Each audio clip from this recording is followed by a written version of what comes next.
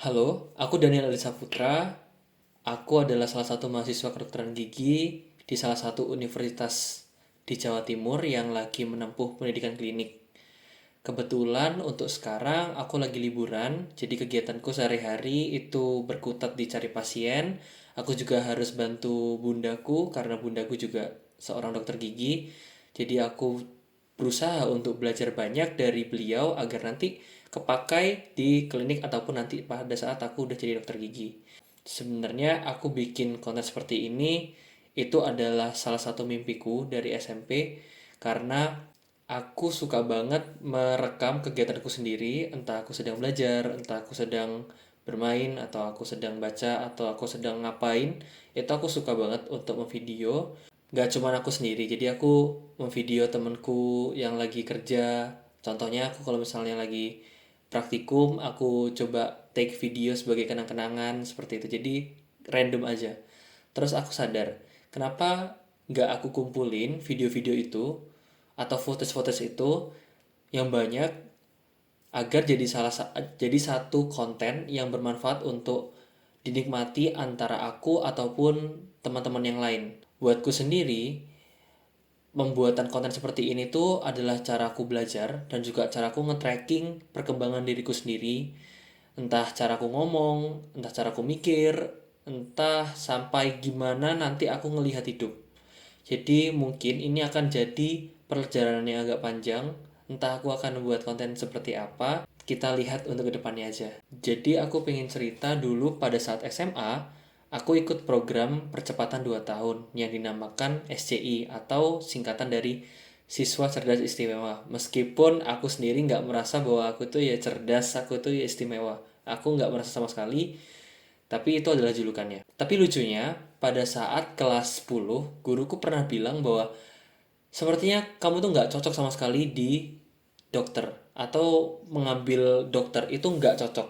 Karena memang pada saat itu, nilai biologi dan juga nilai kimiaku itu sangat kurang dibandingkan dengan nilai matematika ataupun fisika. Di situ PR ku banyak banget dimana aku bener-bener nggak suka banget sama kimia dan biologi dan aku terpaksa untuk belajar bio dan kim. Dimana sebenarnya aku sukanya itu di matematika dan juga fisika. Kadang aku sampai sekarang juga kepikiran perkataan dari guruku itu, apakah iya aku nggak sepantas itu untuk jadi dokter. Meskipun aku sudah koas sekarang, aku kadang kepikiran dikit, apakah aku beneran nggak cocok ya jadi dokter. Di saat aku jadi dokter gigi muda pun, aku kadang masih ngerasa bahwa aku tuh nggak sanggup jadi dokter. Trauma masa lalu ini yang ngebuat aku akhirnya nggak gampang untuk bangkit. Ada momen dimana aku ngerasa bahwa sepertinya aku bakal change profession. Jadi aku pindah fakultas. Cuman sepertinya udah nggak mungkin karena udah terlanjur masuk. Terus aku beberapa saat mikir, sebenarnya baik atau buruknya sebuah perkataan orang lain itu tergantung kitanya, bagaimana kita memberikan respon. Soalnya gini, kadang orang ngomong tanpa mikir panjang. Jadi dia mikir cuman buat saat itu aja. Ada yang cuman ngomong karena sayang, ada juga yang ngomong karena cuman iseng, ada yang ngomong ya cuman ngomong aja. Mereka nggak mikirin efeknya buat kita. Kita sebagai penerima dari informasi tersebut, kita nggak bisa selalu milih nih siapa yang ngomong ke kita atau gimana nadanya dari orang tersebut. Jadi kita harus bisa mendengarkan. Tapi kita bisa milih mau kita simpan seperti apa informasi yang kita dapat. Kalau kita simpannya sebagai sesuatu yang buruk, maka outputnya kebanyakan akan menjadi sesuatu yang buruk. Tapi kalau misalnya kita ambilnya sebagai sesuatu yang baik, maka output yang kita hasilkan akan sesuatu yang positif juga. Kita akan lebih damai. Aku sendiri nggak bisa seperti itu. Nggak bisa sering seperti itu. Karena aku juga masih sering kepikiran, masih sering kebawa sampai tidur, masih ada rasa kenapa sih harus dibilang seperti itu, kenapa sih orang harus memberikan respon seperti itu. Kan bisa ya orang-orang memberikan respon yang baik ya, tapi kembali lagi yang kita bisa atur adalah diri sendiri.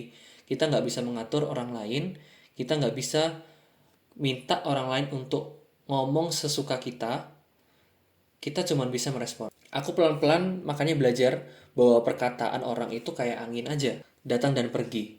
Kecuali memang yang dikatakan sama orang itu adalah sesuatu yang memang bersifat tugas. Contoh, kerja kelompok, informasi kerja kelompok, dan lain sebagainya. Kadang aku mikir informasi-informasi yang berupa opini itu kadang nyentuh, kadang juga bikin goyah, kadang gak nyentuh sama sekali. Yang penting itu gimana kita menarik nafas, diem sebentar, terus tanya ke diri sendiri bahwa emang iya aku kayak gitu, emang iya aku seburuk itu. Dan pasti jawabannya adalah tidak. Semisal kita menerima informasi yang buruk, kita nggak boleh mengolah informasi tersebut menjadi informasi yang sama buruknya. Itu akan membuat kita lebih rendah diri lagi.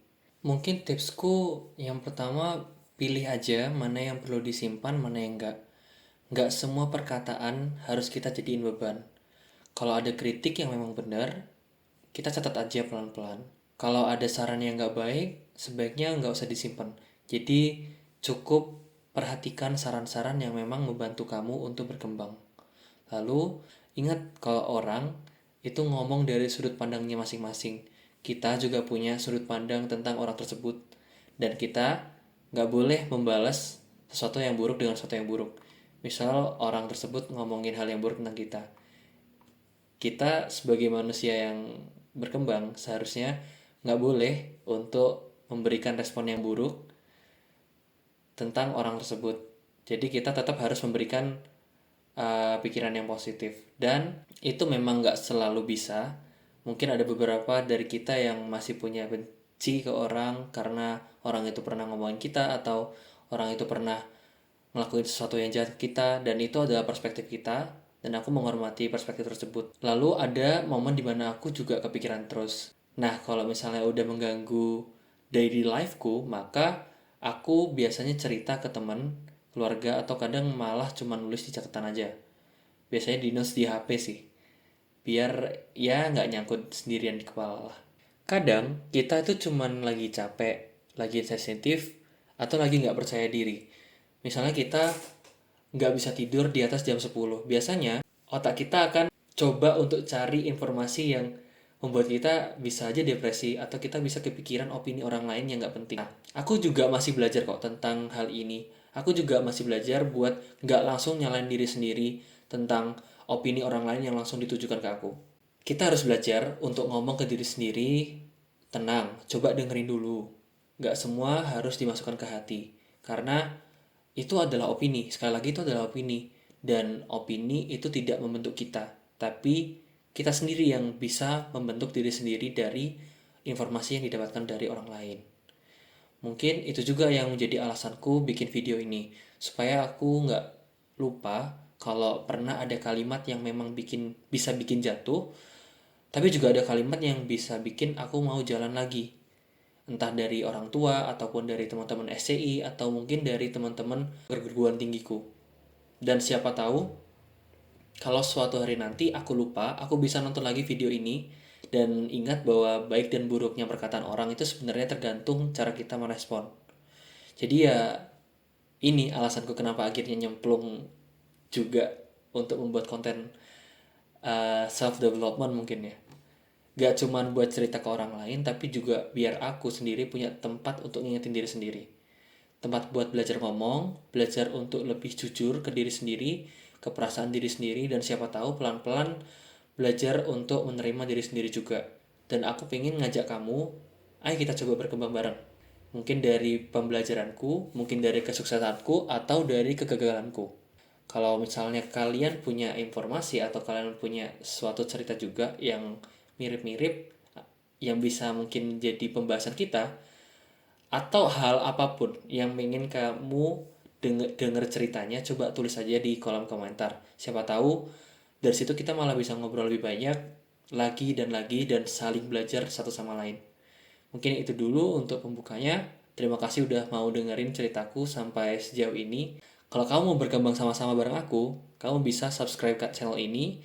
Dan kalau kamu suka bisa like. Sebaliknya kalau misalnya nggak suka bisa dislike aja. Kita ketemu di konten berikutnya. Dadah.